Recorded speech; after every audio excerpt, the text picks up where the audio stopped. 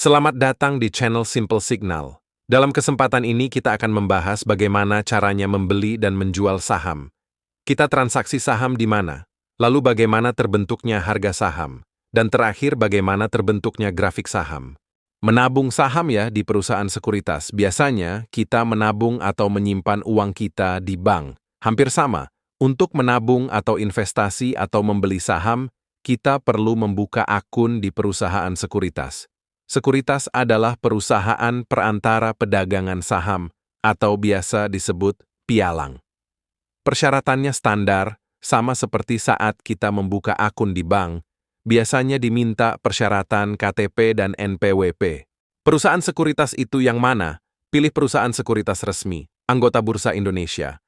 Ada 92 perusahaan sekuritas, bisa dilihat daftarnya di link di bawah ini. Jangan pilih Bino XX atau Olim XXX atau aplikasi-aplikasi nggak jelas, hati-hati terjebak judi online dengan kedok trading. Biasanya perusahaan resmi di Indonesia, di belakang namanya ada kata sekuritas.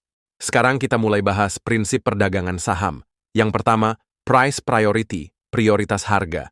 Prinsip ini menyatakan bahwa order dengan harga terbaik akan didahulukan untuk dieksekusi. Untuk order beli, harga yang lebih tinggi memiliki prioritas lebih tinggi. Untuk order jual, harga yang lebih rendah memiliki prioritas lebih tinggi. Untuk contoh, apabila ada dua investor yang ingin membeli saham, investor A memasukkan order beli pada harga Rp1.000, investor B memasukkan order beli pada harga Rp1.000, maka order milik investor B akan dieksekusi lebih dahulu karena menawarkan harga lebih tinggi. Lalu prinsip perdagangan saham berikutnya adalah time priority, prioritas waktu. Jika dua order memiliki harga yang sama, maka yang lebih dahulu masuk ke sistem bursa akan mendapatkan prioritas eksekusi. Contoh, dua investor sama-sama menjual saham pada harga Rp1.100. Investor X memasukkan order pukul 09.20. Investor Y memasukkan order pukul 09.05. Maka, order milik investor X akan diproses lebih dulu, karena waktu pemasukan lebih awal. Sekarang kita akan bahas mekanisme dari order book, antrian order. Bid adalah harga saham yang diminati investor. Offer adalah harga saham yang ingin dijual investor. Lot pada sisi kanan dan kiri merupakan jumlah volume antrean pembeli dan penjual saham tersebut. Mekanisme perdagangan saham mirip dengan pelelangan barang. Kamu bisa melihat harga dan jumlah yang ditawarkan penjual pada sisi offer, dan jika kamu berminat membeli saham pada harga offer, maka kamu dapat langsung melakukan pembelian, tentunya dengan harga yang lebih mahal. Jika kamu ingin membeli saham pada harga bid dengan harga yang lebih murah, setelah melakukan konfirmasi pembelian saham, kamu perlu mengantri dulu untuk memperoleh harga saham yang kamu inginkan. Ketika pembelian saham berhasil mencapai antrean kamu, maka saham tersebut akan otomatis tertera di dalam portofolio kamu. Jika transaksi saham tidak mencapai antrean kamu, maka pembelian yang kamu perintahkan tidak akan terjadi. Prinsip yang serupa juga berlaku saat kamu ingin menjual saham kamu. Singkatnya, bid merupakan harga saham yang diinginkan oleh pembeli, sedangkan offer merupakan harga yang ditawarkan penjual. Sekarang kita bahas bagaimana terbentuknya harga.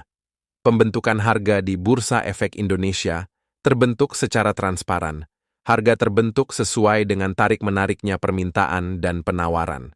Hukum pasar sederhana terjadi, di mana banyak jual, harga cenderung turun, banyak pembeli, harga cenderung naik. Contoh, pada saham aneka tambang. Di harga 2.000 terdapat tekanan jual sebanyak 201,79 lot, sedangkan di harga 19,95 terdapat permintaan beli 1.071 lot. Harga jangka pendek cenderung turun. Investor yang akan jual cenderung menjual di 19,95 karena sudah ada pembeli menunggu sebanyak 1.071 lot, sedangkan kalau menjual di harga 2.000 harus antri di belakang 279 lot. Posisi bid dan offer akan berpindah sesuai dengan transaksi yang terjadi. Perubahan harga per hari menjadi dasar dalam pembentukan grafik saham. Sekarang kita bahas bagaimana terbentuknya grafik saham dan jenis-jenis grafik saham. Grafik saham terbentuk dari data-data harga seperti harga pembukaan atau open, harga tertinggi atau high, harga terendah atau low, harga penutupan atau close atau last. Jenis-jenis grafik yang terbentuk yang paling banyak dipakai. Line chart, grafik garis sederhana. Bar chart, grafik batang. Candlestick chart, grafik menyerupai bentuk lilin. Yang pertama, line chart. Harga closing atau harga last per hari akan menjadi satu-satunya acuan dalam pembentukan line chart. Dengan menghubungkan harga penutupan per hari, close hari ini dengan close hari kemarin, terbentuklah line chart seperti di bawah ini. Karakter dari line chart. Kelebihan line chart adalah sederhana, mudah dibaca. Kekurangannya, karena hanya menyantumkan harga close, tidak dapat menangkap terjadinya fluktuasi intraday, harga open, high, low tidak tercatat. Tidak mencerminkan psikologi pasar secara utuh. Bar chart atau biasa disebut juga grafik batang. Harga open, low, high, dan close semua dipakai dalam pembentukan chart ini. Kelebihan bar chart sudah secara utuh memperlihatkan kondisi psikologi pasar intraday.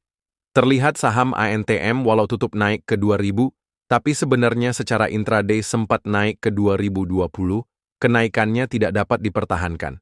Kekurangan bar chart secara tampilan tidak semua bisa melihat jelas mana open mana close, karena garis yang begitu tipis. Jenis grafik saham yang paling banyak dipakai di Asia, candlestick. Harga open, low, high, dan close semua dipakai dalam pembentukan chart ini. Candlestick terdiri dari body, basicnya berwarna hitam bila close lebih rendah dari open, dan putih bila close lebih tinggi dari open. Ditambah upper shadow, menunjukkan high, lower shadow adalah low. Dalam contoh ini, sesuai warna Yahoo Finance, menjadi hijau dan merah. Karakter dari candlestick. Kelebihan candlestick sudah secara utuh memperlihatkan kondisi psikologi pasar intraday. Bentuk candle yang tebal juga mempermudah melihatnya. Terlihat saham ANTM walau tutup naik ke 2000, tapi sebenarnya secara intraday sempat naik ke 2020. Kenaikannya tidak dapat dipertahankan. Pelemahan mungkin akan berlanjut di esok harinya.